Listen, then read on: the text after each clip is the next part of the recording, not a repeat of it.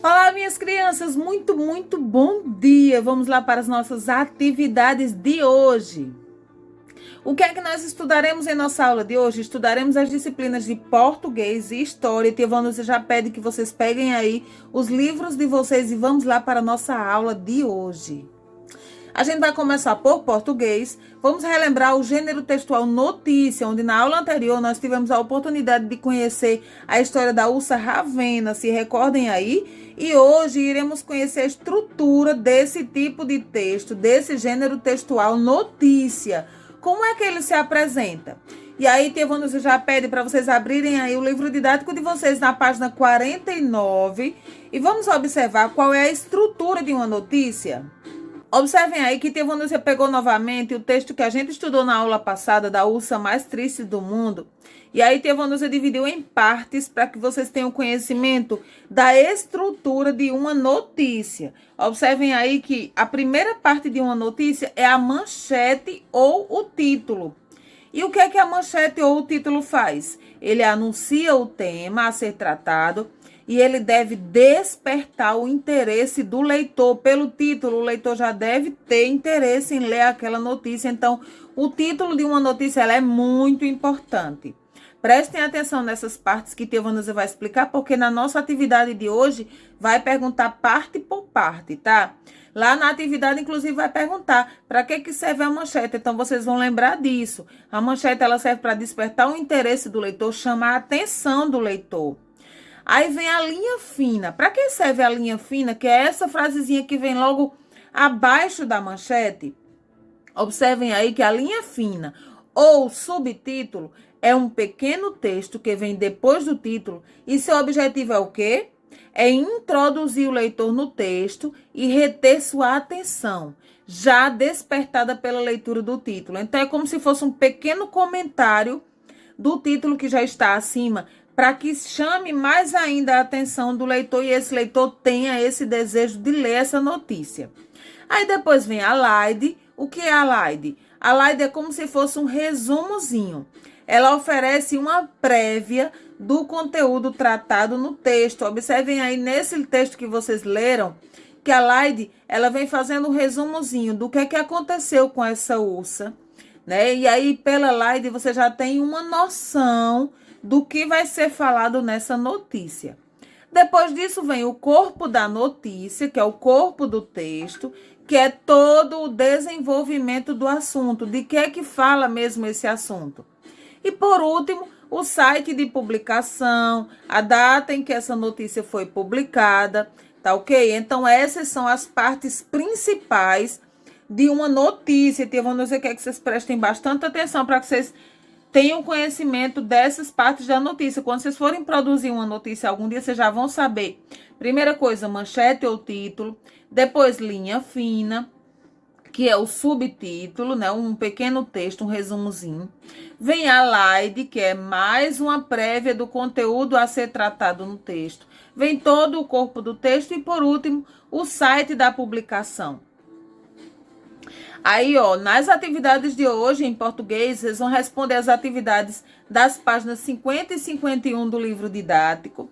Lá nessa atividade, vai perguntar todas essas questões aí, olha. A primeira, para que serve a manchete? Tivana já está vendo aqui no livro didático, então vocês vão se recordar que a manchete, ela serve para quê? Para chamar a atenção do leitor. Através da manchete, o leitor vai ter interesse em ler essa notícia. Segundo, qual é a função da slide? É a pergunta número 2. Aí vocês vão se recordar, Tivana mostrou aí no slide anterior, que ela serve para ampliar a informação sobre a notícia. No 3, qual a data da publicação? Vocês vão voltar lá no livro de vocês, vão ver qual a data da publicação, registra aí no livro de vocês. Para que serve a slide?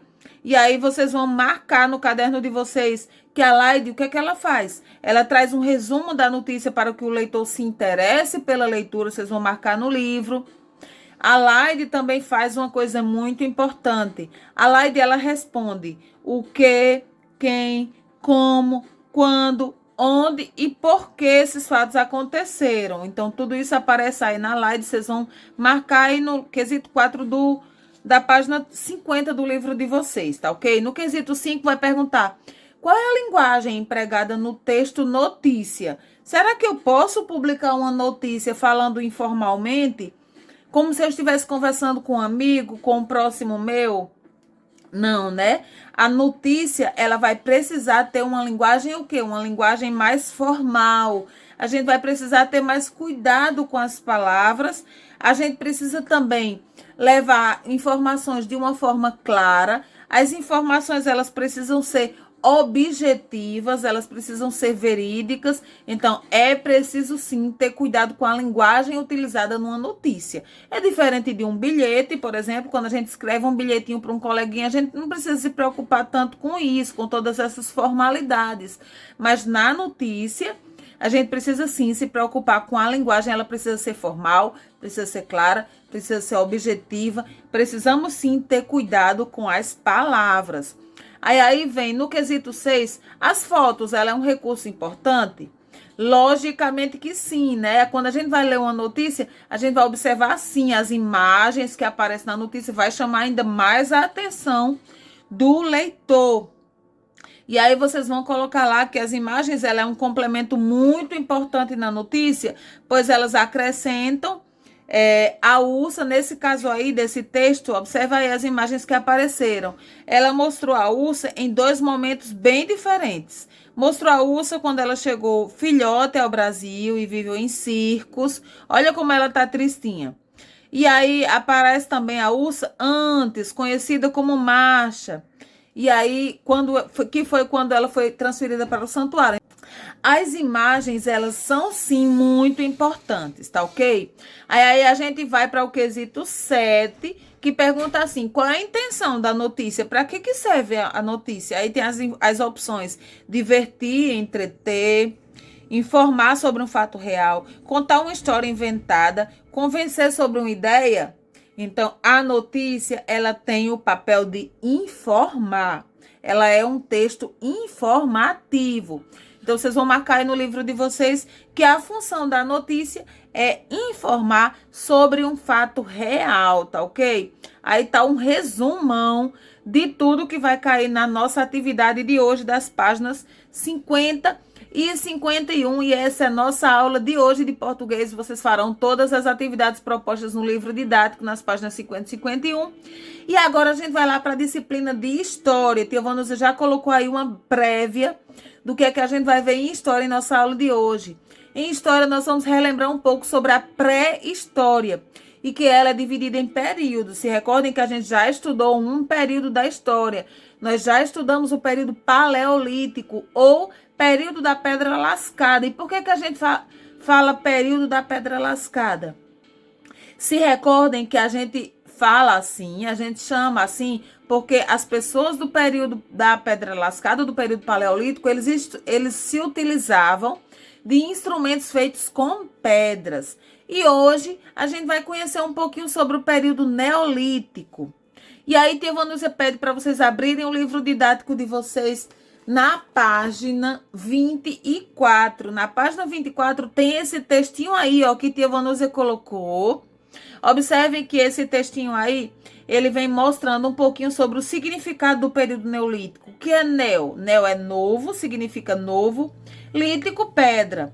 Então, nova pedra. Observe que aí vem mostrando que há cerca de 12 mil anos, alguns grupos humanos começaram a fabricar instrumentos mais sofisticados, como pedras polidas. Então, por isso, nova pedra.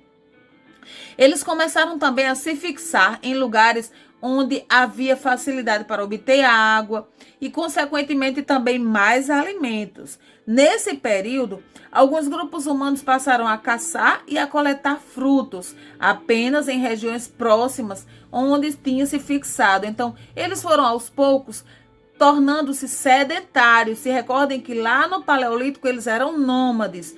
E aí eles passaram a ser sedentários, ou seja, permaneciam em um mesmo lugar. Os rios, observem aí que os rios eles foram muito importantes. Inclusive nesse mapa aí, observem aí que nesse mapa está mostrando a ocupação em regiões próximas aos rios. Aí os rios eles eram muito importantes nesse processo, não só por causa da pesca, mas também porque grupos de animais iam beber água e assim facilitavam a caça. As margens desses rios também ficavam úmidas e férteis após as chuvas e as cheias. Dessa maneira, era possível plantar e colher, tornando habitáveis as áreas próximas dos terrenos cultivados. Todos esses fatores juntos, ao longo de centenas de anos, ajudaram no processo de sedentarização de muitos grupos humanos. E aí essas mudanças aconteceram todas ao mesmo tempo? Não, né? Essas mudanças não aconteceram ao mesmo tempo em todas as regiões do planeta, é claro. Muitos grupos humanos começaram a cultivar a terra muitos anos depois. Outros, mesmo plantando alguns produtos, mantiveram a caça e a pesca. Outras atividades centrais. Então, claro que essas mudanças elas foram acontecendo aos poucos, ao longo do tempo. E aí, para que a gente possa compreender um pouco mais sobre o período neolítico, tia Vanessa vai colocar um videozinho, e nesse videozinho vai mostrar as 5 coisas sobre o período neolítico que vocês precisam ter conhecimento. Assistam aí esse videozinho, tia Vanessa já volta. 5 coisas que você deveria saber sobre o Neolítico. A pré-história é dividida em 2 grandes eras, que são a Idade da Pedra e a Idade dos Metais. O Neolítico é a última etapa da Idade da Pedra. Começou com o surgimento da agricultura e da pecuária. Neolítico significa pedra nova. E isso explica a aparição de ferramentas de pedra muito mais elaboradas do que no Paleolítico.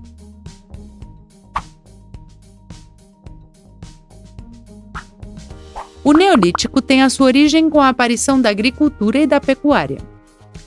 Neste período, os seres humanos começaram a domesticar animais como as cabras, as ovelhas e as vacas, das que podiam obter carne, leite e peles para se agasalhar.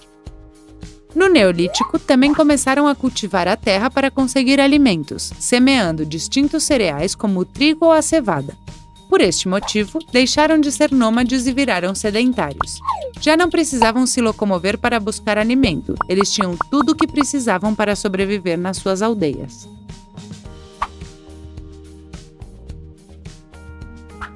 No Neolítico surgem os primeiros assentamentos, que foram construídos perto de zonas férteis onde a água era muito abundante. Eles precisavam dela para que os animais pudessem matar a sede. Os cultivos melhoraram a alimentação, por isso a população começou a aumentar rapidamente. As aldeias começaram a ser muito grandes e surgiram algumas estruturas sociais. Apareceu a figura do chefe da tribo, que era o responsável por manter a ordem e a segurança da população.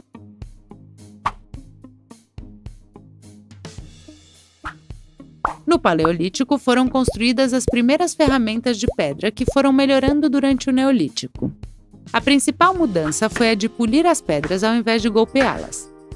Assim, podiam obter objetos muito mais afiados e resistentes com os quais podiam caçar melhor e cultivar a terra de uma forma mais eficaz. Por exemplo, eles inventaram a foice, ferramenta usada para colher as plantações do campo ou enxadas para arar a terra. Uma das ferramentas mais importantes foi o moinho manual, usado durante o Neolítico para moer grãos.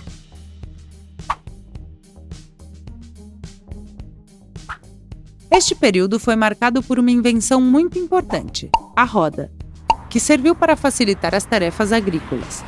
Chegou aos nossos dias e é impossível imaginar a vida sem ela, você não acha?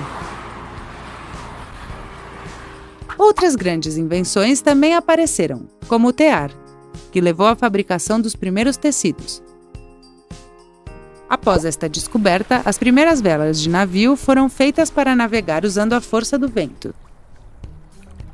Os habitantes do Neolítico também são conhecidos pela descoberta e fabricação da cerâmica. As primeiras construções megalíticas também aparecem, possivelmente servindo para enterrar os mortos e adorá-los. As aldeias foram crescendo e seus habitantes começaram a usar metais para melhorar as tarefas do dia a dia. Com a chegada dos metais, o período neolítico termina e a idade dos metais começa, uma nova era da pré-história. Estas foram as 5 coisas que você deveria saber sobre este período. Você gostou?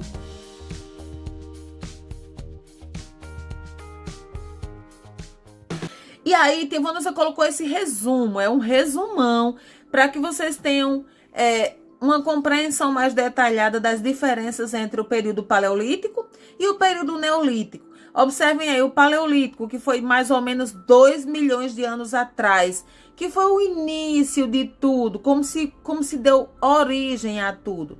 Então, foi lá no período paleolítico que surgiram os primeiros grupos humanos. Eles eram grupos humanos pequenos. Eles viviam de migrações constantes, ou seja, eles viviam se mudando de um lugar para outro o tempo inteiro. As suas primeiras moradias eram o quê? Eram as cavernas. Foi lá que aconteceu a descoberta do fogo. Eles viviam da caça e da coleta. Suas ferramentas eram de ossos, de pedras, e lá foi quando se deu início à domesticação animal. E aí o período neolítico foi apenas há mais ou menos 10 mil anos atrás. Então observe que o período paleolítico foi um período muito longo da história. O período neolítico foi quando os grupos humanos se tornaram maiores, foram surgindo as primeiras aldeias, foram surgindo a sedentarização, ou seja, eles passaram a se fixar em um mesmo lugar, diminuindo então as migrações. Foi quando surgiu a invenção da cerâmica, a descoberta dos metais, e essa parte aí é muito importante. O início da pecuária e o início da agricultura. Foi quando eles começaram a plantar, a colher, a se fixar em um mesmo lugar. Tudo isso vocês vão ver aí no livro didático de vocês, na página 24 do nosso livro de História. E aí as atividades de hoje serão quais em História? Em História vocês farão a leitura, claro, da página 24, que Tevana já fez a leitura, aí vocês vão fazer a releitura desse textinho. E vocês vão fazer as atividades propostas na página 25. Observe que aí na atividade da página 25 do livro de vocês, vai fazer uma comparação. Quais dessas frases aí fazem parte do período paleolítico? Quais fazem parte do período neolítico? Aí no quesito 5 vocês vão responder o que foi esse processo de sedentarização. E aí vocês vão se recordar que foi o período em que os grupos humanos deixaram de ser nômades e passaram a se fixar em uma moradia, em um determinado lugar. Aí no quesito 6, vocês vão observar lá o mapa da página 24 e vocês vão responder qual a principal característica dessa região aí chamada de crescente fértil. Então, lá no texto falava que a principal característica era o quê? Era a proximidade com os rios, que possibilitava o quê? A prática da agricultura, facilitava a caça, a pesca, contribuía para o processo de fixação dos grupos humanos nessa região, por isso era chamada de crescente fértil. Na letra B, vocês vão marcar aí quais eram os nomes dos principais rios dessa região aí, crescente fértil. Então, vocês vão perceber que os rios eram os rios Nilo, Eufrates, Tigres. E essa é nossa atividade de hoje, pessoal. Página 25 de História, tá ok? E essa é a nossa aula de hoje, então, feliz dia, feliz vida. Tia Vanusa colocou um monte de girassóis em nosso slide de hoje, para que vocês tenham muita luz na vida de vocês. Nossa luz é Deus. Um beijão, um abraço e até mais. Tchau, tchau, pessoal!